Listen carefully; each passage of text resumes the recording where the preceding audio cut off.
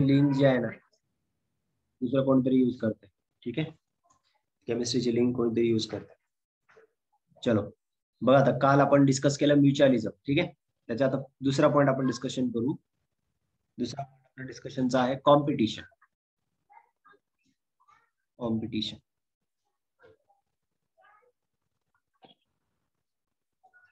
Competition हे कशा प्रकारचं रिलेशनशिप आहे माहिती तुम्हाला? त्यामध्ये दोघांचं नुकसान होतं, बरोबर.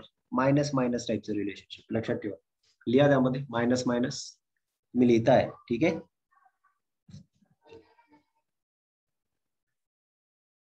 लिहा. Interspecific interaction, interspecific interaction, interspecific interaction, interaction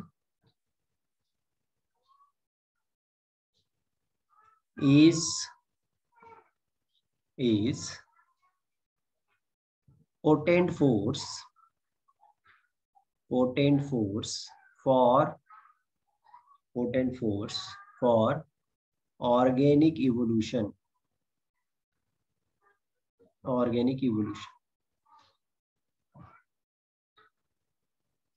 ठीक आहे, हे कोणी सांगितलं होतं माहिती? हे सांगितलं होतं डार्विनने. डार्विनने असं सांगितलं की दोन ज्यावेळेस स्पीशीज मध्ये इंटरॅक्शन होतं, ज्यावेळेस कॉम्पिटिशन होतं, त्याद्वारे इव्होल्युशन होत असते, म्हणजे आणखी जास्त डेव्हलपमेंट होत असते ऑर्गॅनिझमची. पुढे लिहा. कॉम्पिटिशन occurs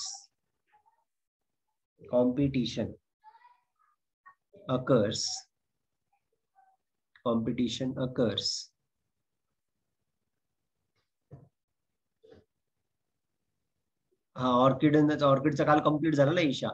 कालचा पॉईंट तो जो होता ऑर्किडचा, तो म्युच्युअलिझमचा होता. त्याच्यामध्ये तुम्हाला 5 एक्झाम्पल घेतले, जे एनसीईआरटी मध्ये दिले ते तसेच तसे लक्षात ठेवा. आता कॉम्पिटिशन मध्ये जे एनसीईआरटी मध्ये दिले ते सर्व घेणार आहेत. ठीक आहे, आज फक्त कॉम्पिटिशन घेणार आहेत. बघा याच्यामध्ये interspecific interaction is potent force for organic evolution. Competition occurs between closely related species. Between closely related species, ज्या क्लोजली रिलेटेड स्पीशीज असतात ना त्यामध्ये कॉम्पिटिशन होतं. वाय? कारण त्यांचे रिसोर्सेस सेम असतात, बरोबर. कारण त्यांचे रिसोर्सेस काय असतात? सेम असतात, त्यामुळे त्यांच्यामध्ये competition.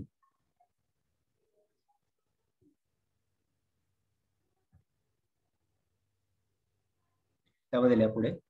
Totally unrelated species, totally unrelated species can also compete. Totally unrelated species can also compete for the same resource.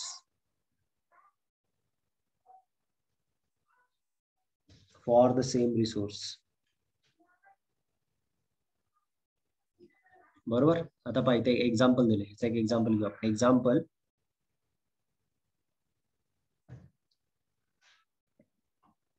in some shallow South American lakes,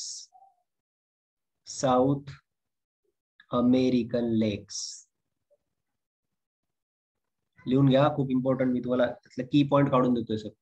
in some shallow South American lakes, visiting flamingos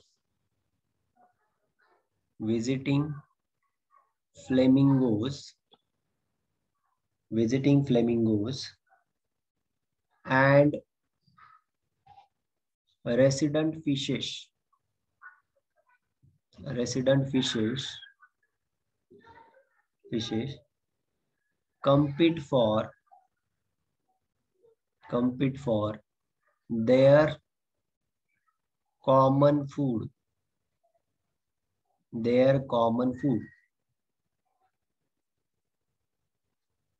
आणि त्यांचं common food आहे zoo प्लांक्टन. दिलं.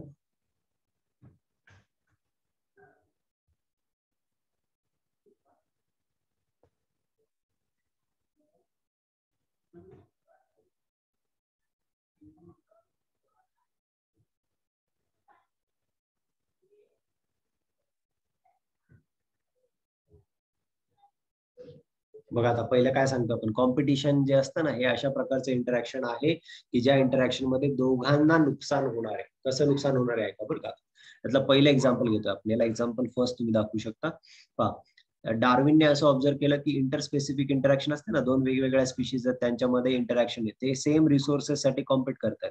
त्यांचं food suppose same आहे, ठीक आहे. या दोघांचं फूड, ए नावाची स्पीशीज आहे, बी नावाची स्पीशीज आहे, दोघांचं फूड सेम असेल. दोघांचं फूड सेम असेल ना तर दोघे कॉम्पिट करतील त्या फूडसाठी, बरोबर. दोघे कॉम्पिट करतील तर काय होईल, दोघांना कमी कमी फूड मिळेल, बरोबर का नाही. म्हणजे दोघांचं नुकसान होतं, कोणालाही कम्प्लीट जेवढं जास्त फूड पाहिजे तेवढं मिळत नाहीये. एक्झाम्पल आपण घेतलं की काय, दोन सारख्या रिलेटेड स्पीशीज असतील तर त्यांचा रिसोर्स सेम असेल, बरोबर, तर त्यांच्यामध्ये कॉम्पिटिशन होईल. काही वेळेस अनरिलेटेड स्पीशीज मध्ये पण कॉम्पिटिशन असतं. अनरिलेटेड स्पीशीज म्हणजे काय, एक एक्झाम्पल घेतलं इथे आपण, बर्ड आणि फिश हे तर एकमेकांशी रिलेटेड नाहीयेत डायरेक्टली, ओके. मग इथे त्यांनी सांगितलं की काही साऊथ अमेरिकन लेक मध्ये, शलो अमेरिकन लेक जे आहेत, म्हणजे शलो लेक्स आहेत, शलो म्हणजे असे जास्त खोल नाही आहेत, उंच आहेत थोडेसे, का पाणी जास्त खोल नाही त्यामध्ये. अशा लेक मध्ये काही फ्लेमिंगोज बर्ड जे असतात ना, फ्लेमिंगोज म्हणजे ते उंच असतात बघा, ते बर्ड जे आहेत ते बर्ड हे झू प्लॅन्क्टनवर फीड करतात. झू प्लॅन्क्टन काय, वॉटर असतं ना, त्या वॉटरमध्ये झू प्लॅन्क्टन जे असतात ते प्रेझेंट असतात. वॉटरमध्ये झू प्लॅन्क्टन प्रेझेंट असतात आणि झू प्लॅन्क्टन फोटोसिंथेसिस वगैरे करतात, फक्त ते मुवमेंट करू शकतात. हे जे झू प्लॅन्क्टन है ना, विनोद आपने लेक्चर नहीं किया ये पहले से, पॉपुलेशन, ऑर्गेनिज्म एंड पॉपुलेशन, वही लेसन चालू, ऑर्गेनिज्म एंड पॉपुलेशन, ठीक आहे. तर जे झू प्लॅन्क्टन असतात ना, ते झू प्लॅन्क्टन, या झू प्लॅन्क्टनला कोण खातात माहिती तुम्हाला, फ्लेमिंगोज खातात, ठीक आहे. आणि हे जे फ्लेमिंगोज आहेत, या फ्लेमिंगोज बरोबर या फ्लेमिंगोज बरोबर या पाण्यामध्ये असलेले जे छोटे फिश आहेत ना, छोटे फिश सुद्धा या झू प्लॅन्क्टनला खातात. बघा इकडे, मी तुम्हाला कळतंय का, फ्लेमिंगोज ही वेगळी, हे बर्ड आहेत, आणि फिश जे छोटे फिश आहेत त्या लेक मध्ये असलेले, यांचं कॉमन फूड काय झालं, झू प्लॅन्क्टन. हे दोघेही झू प्लॅन्क्टनला खातात, दोघेही झू प्लॅन्क्टनला खातात, तर मग फिश पण झू प्लॅन्क्टनला खातील, फ्लेमिंगोज पण झू प्लॅन्क्टनला खातील. त्यामुळे दोघांना पण ते खूप जास्त प्रमाणामध्ये मिळणार नाहीये, म्हणजे दोघांचं पण याच्यामध्ये नुकसान. कॉम्पिटिशन असते ना त्यावेळेस यामध्ये दोघांचं नुकसान. समजतंय का तुम्हाला. मग या दोघांचं इथे नुकसान आहे. कॉम्पिटिशन कोणत्या प्रकारचं रिलेशनशिप आहे आपण ड्रॉ करतो, मायनस मायनस टाईपचं रिलेशनशिप आहे. पहिलं एक्झाम्पल आहे आपण घेतलं. आता दुसरं लिहा पुढे, दुसरा पॉईंट लिहा यामध्ये. हा पॉईंट इथे क्लिअर झाला, ठीक आहे तुम्हाला, की दोन सारख्या स्पीशीज किंवा अनरिलेटेड स्पीशीज मध्ये कॉम्पिटिशन असू शकतं. त्याचं एक एक्झाम्पल मी इथे घेतलं, ठीक आहे. आणखी एक एक्झाम्पल आहे ते घेऊयात. लिहा, resources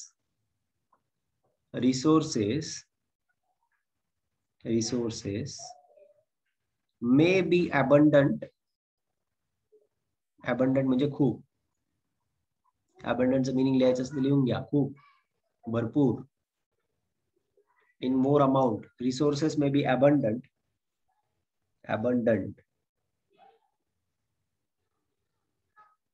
but in interference competition, underline करा या वर्डला, interference competition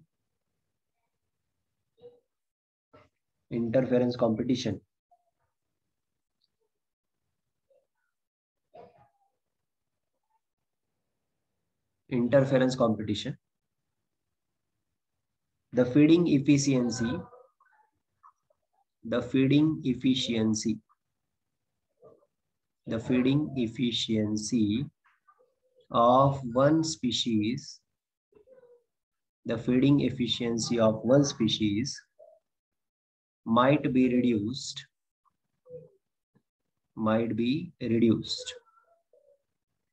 The feeding efficiency of one species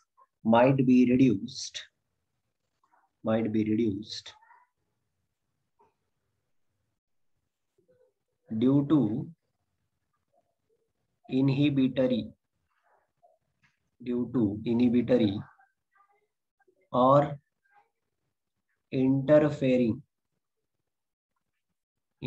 or interfering presence of another species. व्यवस्थित लिहा. Resources may be abundant, but interference competition, the feeding efficiency of one species might be reduced due to the inhibitory or interfering presence of the another species.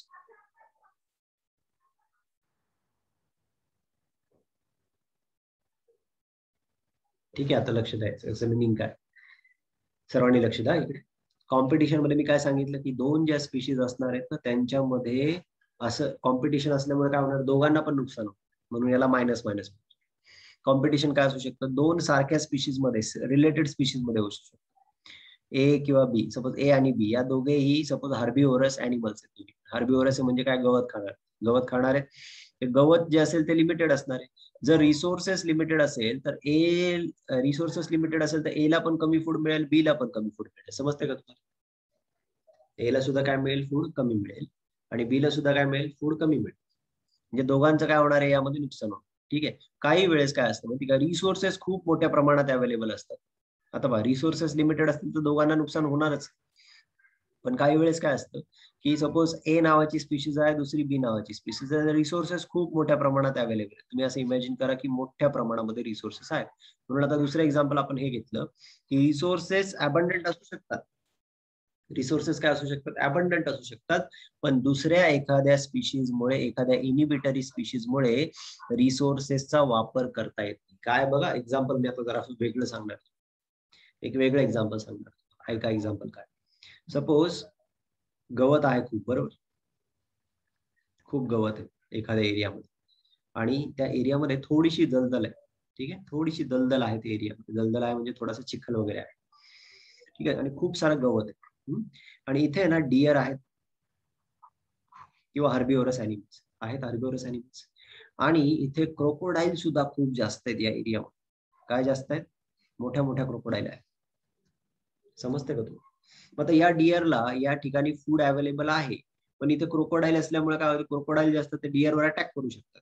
समजते तुम्हाला? क्रोकोडाईलमुळे काय होईल, या डिअरला जास्त या एरियामध्ये जाता नाही येणार. समजते का तुम्हाला? म्हणजे फूड तर खूप आहे, फूड खाता येते का, नाही. समजते का तुम्हाला? ओके. आणि क्रोकोडाईल काय गवत खातात का, नाही. समजतंय का रे तुम्हाला? Hello. Yes sir. Yes sir. यामध्ये बघा असं कॉम्पिटिशन आहे की या क्रोकोडाईलला हे इकडे येत नाहीत एरियामध्ये. का बरं? कारण तिथे क्रोकोडाईल जास्त आहेत. मग या डिअरला त्याचा बेनिफिट नाहीये. का बरं?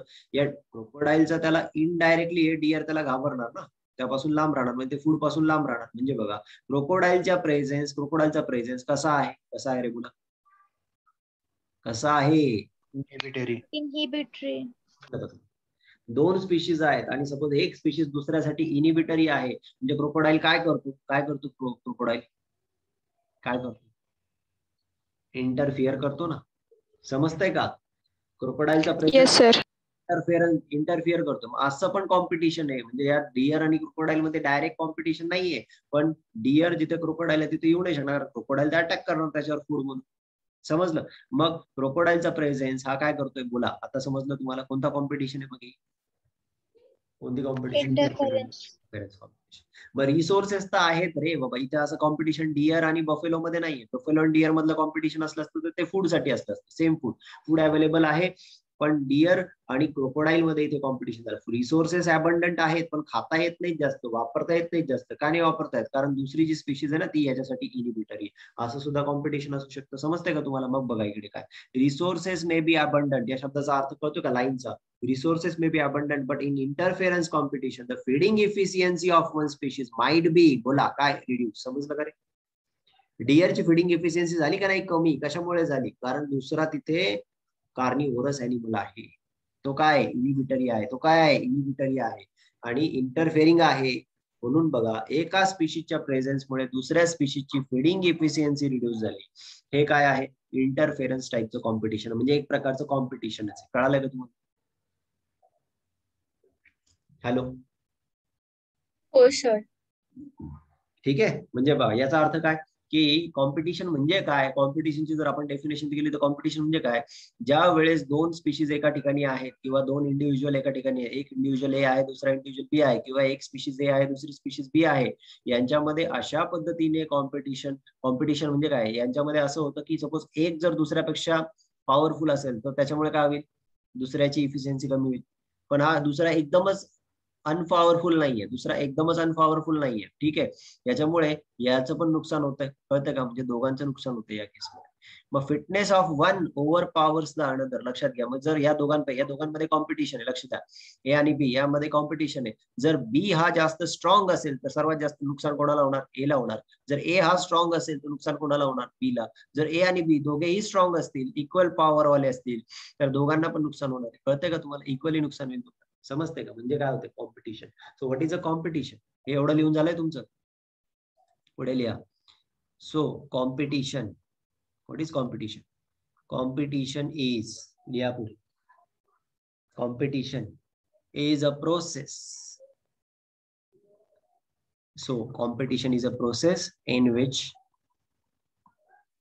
fitness of one species overpowers काय? Another species. याचा पण मिनिंग समजून घ्या. डायरेक्ट याचे एनसीईआरटी मधले स्टेटमेंट जसेच तसे सांगितले, थोडेसे मॉडिफाय केलेत कारण एनसीईआरटी मध्ये खूप दिले, त्यातला मी छोटे छोटा पार्ट काढून दिलाय तुम्हाला. ठीक आहे. So competition is a process in which fitness of one species over powers another. तुम्हाला समजलं का? क्रोकोडाईल मुळे काय झालं? क्रोकोडाईलला ते डिअर घाबरतात, त्यामुळे त्या ठिकाणी फूड आहे पण त्यांना खाता येत नाही तेवढं, जेवढं खाता येईल तेवढं वापरता येत नाही. त्यामुळे काय, एक जर जास्त फिट असेल ना, एक जर जास्त पॉवरफुल असेल ना, तर दुसऱ्या स्पीशीजला जास्त नुकसान होईल. यालाच म्हणतो आपण काय? कॉम्पिटिशन. कळालं का रे? कळालं का? Yes sir. दॅट इज, त्याच पुढे अर्थ मिनिंग काय? त्याचं मिनिंग असं आहे, ऐकून घ्या. आता तेच एक्झाम्पल आपण कंटिन्यू करू पुढे. सपोज खूप सारं गवत अवेलेबल आहे पण इथे क्रोकोडाईल आहेत, ठीक आहे, आणि इथे डिअर आहेत. तर डिअरला हे जास्त वापरता येत नाही फूड. ठीक आहे, खूप खूप खूप फूड आहे पण हे फूड जास्त खाता येत नाही त्यांना. खाता येत नाही, मग यांना जास्त एनर्जी मिळणार नाही. जास्त एनर्जी मिळणार नाही, त्यांचा रिप्रोडक्शनचा रेट पण काय होईल? कमी होईल का नाही? बोला बरं. हो, कमी होईल. रिप्रोडक्शनचा फुल पोटेन्शियल रिप्रोडक्शन करतील का डिअर? नाही, कारण त्यांना तेवढं फूड मिळतं का जेवढं पाहिजे तेवढं? नाही. का बरं नाही मिळत? ते कारण इथे कोण आहे? कार्निवोरस अॅनिमल आहे तिथे. कळालं? म्हणजे हे फुल पोटेन्शियल रिप्रोडक्शन करतील का? नाही. म्हणजे यांची कोणती व्हॅल्यू कमी होईल? बोला बरं. रिप्रोडक्शन करण्याची व्हॅल्यू कमी होईल. समजतंय का? आर काय होता? Intrinsic rate of increase. आठवतंय का तुम्हाला? आर काय होतं रे? R is equal to B minus D. अभ्यास करता का? हॅलो, अरे शिकलो का नाही आपण? Yes sir. R is equal to B minus D सांगितलं होतं का नाही तुम्हाला? Birth rate minus death rate. Birth rate जेवढा जास्त असणार तेवढा आर काय असणार? जास्त असणार की नाही? याला काय म्हटलं होतं? Intrinsic value of increase, intrinsic rate of increase. ही आर व्हॅल्यू काय होईल? कमी होईल. का कमी होईल? कारण जर याला फूड मिळत नाही जास्त, त्याचं त्याला एनर्जी कमी मिळेल. एनर्जी कमी मिळाली तर जर रिप्रोडक्शनचा रेट जास्त, ऑफस्प्रिंग बनवण्याची कॅपॅसिटी कमी होईल ना. हॅलो, हो सर. हो सर. समजलं तुम्हाला? मग आता हेच वाक्य आपण दॅट इज मध्ये पुढे कंटिन्यू करू. लिहा. That is intrinsic rate of increase. That is intrinsic rate of increase.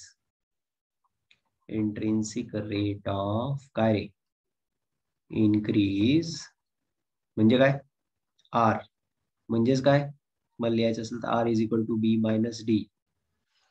Intrinsic rate of increase is काय होणार? कमी होईल का नाही? Decreased. Decreased in presence of inhibitory species. आता समजलंय का? बघा बरं सर. Inhibitory species. दुसरी जर इनिबिटरी स्पीशीज असेल, फॉर एक्झाम्पल इथे आपण क्रोकोडाईलचं एक्झाम्पल, दुसरी जर इनिबिटरी स्पीशीज असेल तर त्याच्या प्रेझेन्स मध्ये व्हॅल्यू कमी होईल का नाही रिप्रोडक्शनची? बरोबर का नाही? कारण फूड तेवढं मिळणार नाही. Got this? Yes sir.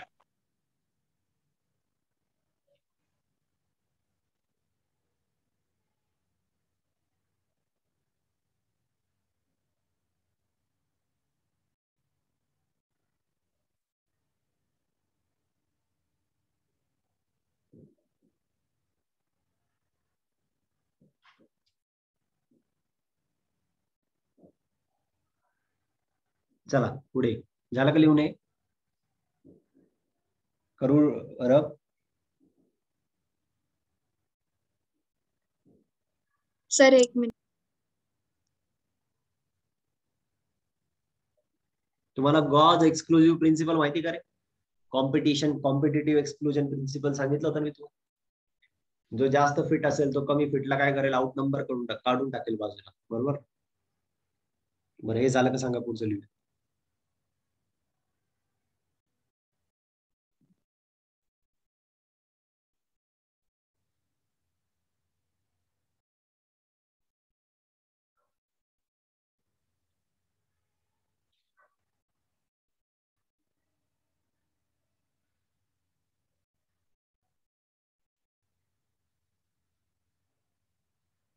झालं का? हो सर. डन. चला नेक्स्ट पॉइंट वर लिहा. Gauge competitive exclusion principal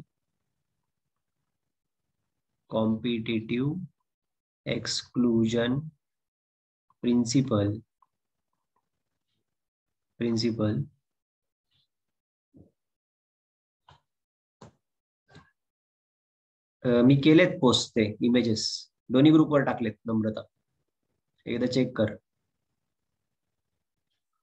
Gauss competitive exclusion principle states that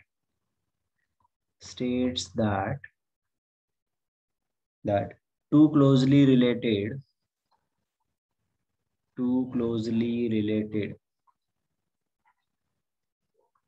sir हा ते फोटो पोस्ट केले ते कशासाठी रेफर करायचे?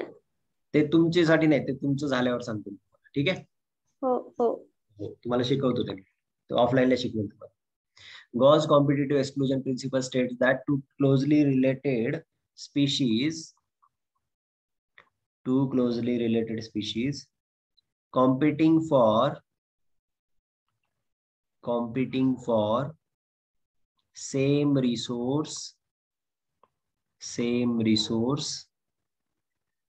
cannot coexist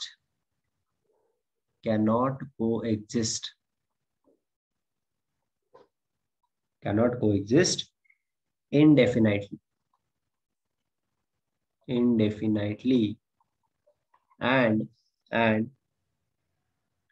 competitively, लिहिता तुम्ही त्या स्पीडने, हो sir. competitively inferior one will be eliminated.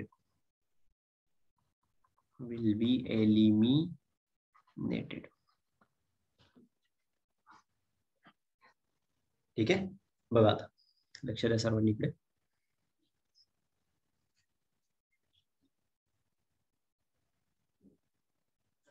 गॉसचा competitive exclusion principal सर्वांना माहिती तुम्हाला. हा एक्सक्लुजन प्रिन्सिपल काय सांगतो माहिती का, की जर दोन स्पीशीज असतील ए आणि बी, या दोघांमध्ये कॉम्पिटिशन आहे, ठीक आहे, आणि दोघेही सपोज सेम फूड वापरतात, मग जो जास्त स्ट्रॉंग असेल ना तो जास्त फूड खाऊन टाकेल, आणि जो कमी स्ट्रॉंग असेल, जो कमी कॉम्पिटिशन करू शकेल, कोणत्याही केसमध्ये जो कमी कॉम्पिटिशन करू शकेल तो जो असेल त्याला ते फूड मिळणार नाही, किंवा तो रिप्रोडक्शन करू शकणार नाही, आणि त्याची संख्या काय होईल, निघून जाईल, किंवा तो त्या एरियातनच निघून जाईल. कळतंय का तुम्हाला? समजलं?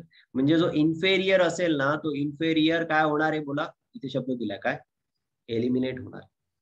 कॉम्पिटिटिव्ह एक्सक्लुजन प्रिन्सिपल सांगतो की दोन क्लोजली रिलेटेड स्पीशीज असतील ना, जे एकाच रिसोर्सेस साठी, सेम रिसोर्स साठी कॉम्पिट करतायत, ते एकाच ठिकाणी खूप लॉंग टाइम पर्यंत एकत्र राहू शकत नाही. जो इन्फेरियर असणार आहे तो काय होणार रे, बोला काय होईल, एलिमिनेट होईल. बरोबर. मी याचं एक एक्झाम्पल दिले, ते एक्झाम्पल घेऊयात आपण. लिहा ते एक्झाम्पल.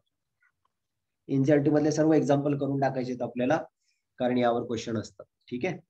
आणि सोपे आहेत, खूप सोपे आहेत. तुम्ही फक्त एवढ्या नोट जरी व्यवस्थित रेफर केल्या, प्रॉपरली लिहिलेल्या असतील, तेवढ्या रेफर केल्या, एकदा दोनदा एनसीईआरटी वाचलं, क्वेश्चन तुमचे सॉल्व्ह होते. लिहा एक्झाम्पल.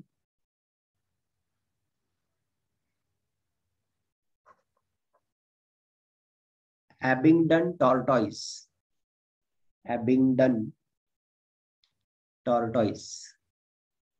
हे तुम्ही गुगल करून बघून घ्या कसं दिसतंय टॉर्टॉइस. ठीक आहे. शब्द फक्त लक्षात ठेवा. Abingdon tortoise in Galapagos island. तुम्हाला गॅलापॅगोज आयलँड बद्दल माहिती, साऊथ अमेरिकेच्या जवळचे हे आयलँड आहेत, बरोबर. डार्विनने इथे अभ्यास केला होता, बरोबर. Galapagos island, Abingdon tortoise in Galapagos islands became extinct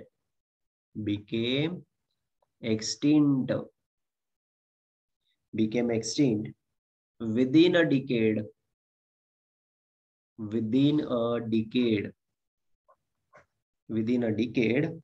after goats were introduced in island.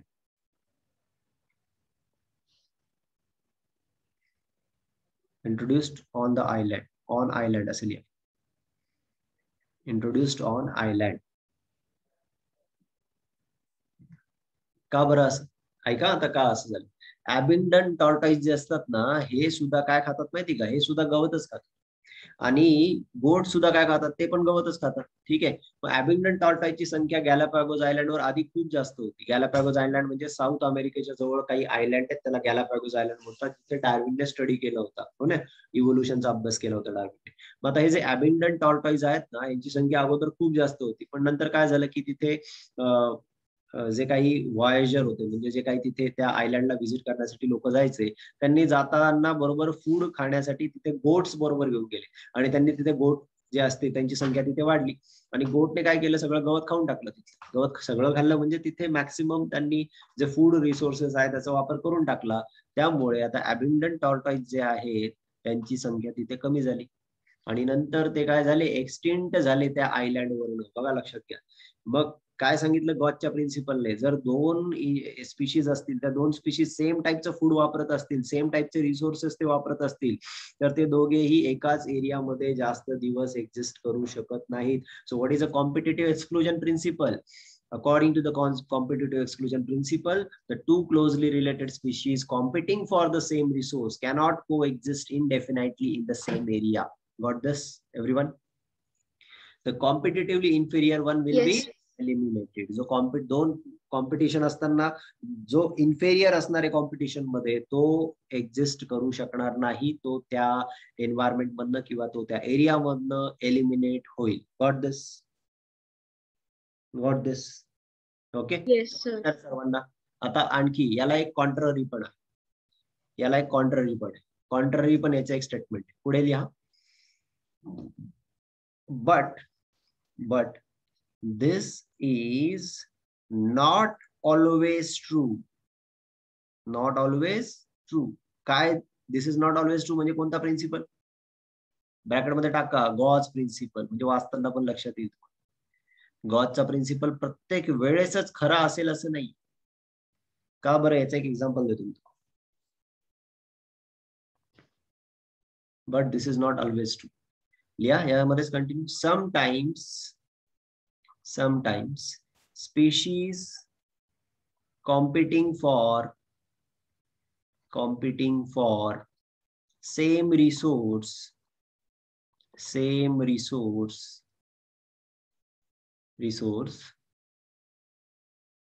get evolved to use another resource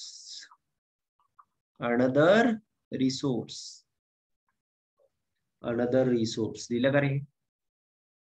resource called resource partitioning. याला तुम्ही काय बोलणार? Resource partitioning. याचं एक्झाम्पल तसं ऑलरेडी आपण स्टडी केलंय रिसोर्स पार्टिशनिंगचं. तुम्हाला आठवतं का रे? एक मिनिट लिहून घ्या अगोदर. झालं का लिहून तुमचं?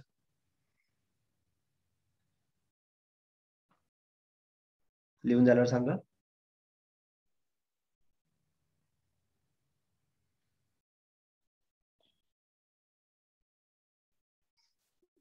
Hello, done? Yes sir. 5 yes minute sir. सांगा लवकर. झालंय ना? बरं, मी तुम्हाला ते डार्विनचे फिंचेस सांगितले होते, आठवतंय तुम्हाला? हॅलो, हो सर. डार्विनचे फिंचेस सांगितले होते, आठवतं ना?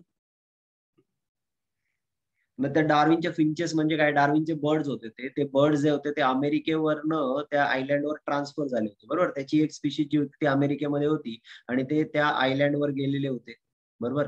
त्या आयलँडवर गेल्यानंतर त्या आयलँडवर काय होते, फूड कमी कमी होते. एक स्पीशीज जी अमेरिकेमधनं बर्डची एक स्पीशीज त्या आयलँडवर गेली, ठीक आहे, वेगवेगळ्या आयलँड, पण त्या आयलँडवर फूड कमी होतं, बरोबर. जसं जेवढं अमेरिकेच्या लँडवर जेवढं फूड असणार, मोठ्या लँडवर जेवढं फूड असणार तेवढ्या छोट्या आयलँडवर फूड नसणार आहे. मग ज्यावेळेस हे बर्ड्स, त्याला डार्विन फिंचेस म्हटलं होतं आपण, हे बर्ड ज्यावेळेस त्या आयलँडवर गेले त्यावेळेस त्या बर्डमध्ये पण कॉम्पिटिशन झाली असेल त्या बर्डच्या स्पीशीज मध्ये फूडसाठी.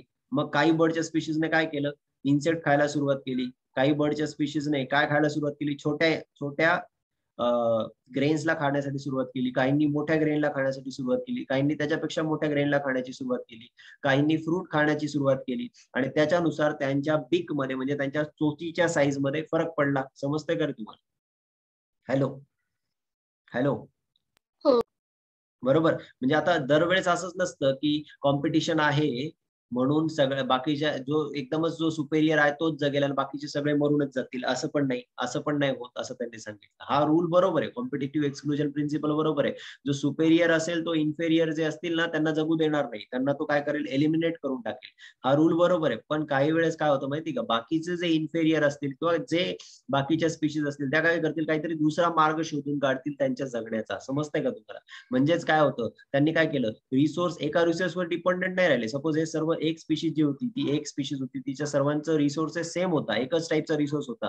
तर त्यातल्या स्पीशीजने काय केलं, काहींनी इन्सेक्ट खायला सुरुवात केली, काहींनी फ्रूट खायला सुरुवात केली, काहींनी छोटे ग्रेन खायला सुरुवात केली, काहींनी मोठे ग्रेन खाण्यासाठी सुरुवात केली. म्हणजे बघा प्रत्येकाचं फूड काय झालं, वेगवेगळं.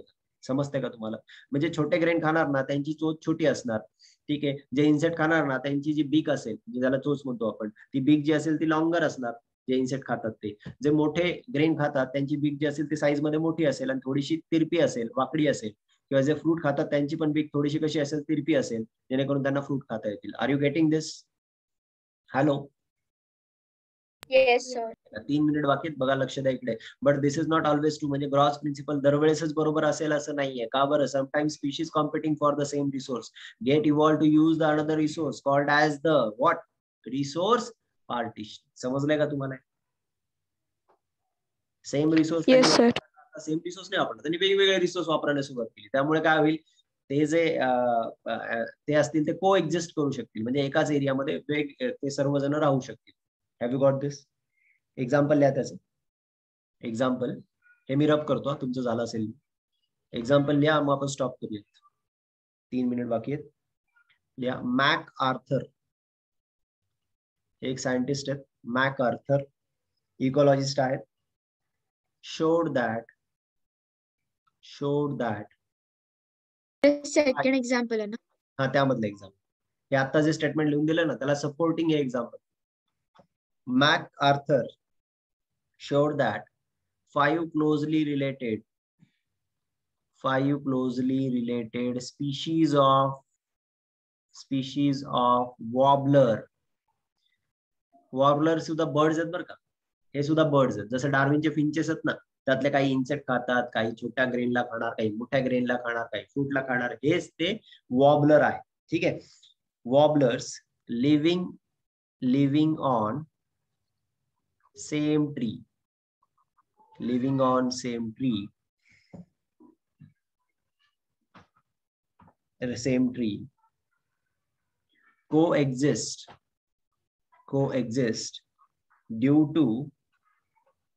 coexist due to differences in their THEIR behavior and foraging activities. Foraging activity म्हणजे फूड खाण्याची ऍक्टिव्हिटी, ठीक आहे. Foraging activity. मग आता मी तुम्हाला सांगितलं ना रिसोर्स पार्टिशनिंग म्हणजे काय. रिसोर्स पार्टिशनिंग म्हणजे वेगवेगळ्या स्पीशीज जे असतील त्यांचं अगोदर एकच फूड असेल मे बी, पण ते नंतर काय करतील, वेगवेगळ्या फूड खाण्यासाठी अडॅप्ट होऊन जातील, ठीक आहे. आणि तेच बिहेवियर ते त्यांच्या नेक्स्ट जनरेशन कडे पास ऑन करतील, ठीक आहे. तेच बिहेवियर ते त्यांच्या नेक्स्ट जनरेशनकडे पास ऑन करतील, तर नेक्स्ट जनरेशन सुद्धा तेच फूड जे असेल ते युटिलाइज करतील. गॉट दिस? म्हणजे यांच्यामध्ये कॉम्पिटिशन होणारच नाही. कॉम्पिटिशन होणार नाही म्हणजे रिसोर्सेस सेपरेट झाले सर्वांचे, सेम रिसोर्स राहिलेच नाहीत, मग कॉम्पिटिशन डिफरंट झाली, कॉम्पिटिशन झालीच नाही. ठीक आहे. MacArthur showed that 5 closely related species of the warblers living on the same tree coexist due to the differences in their behavior and the foraging activity. Have you got this? समजले सर्वांना? Yes sir. हो. Yes. उद्या continue करू.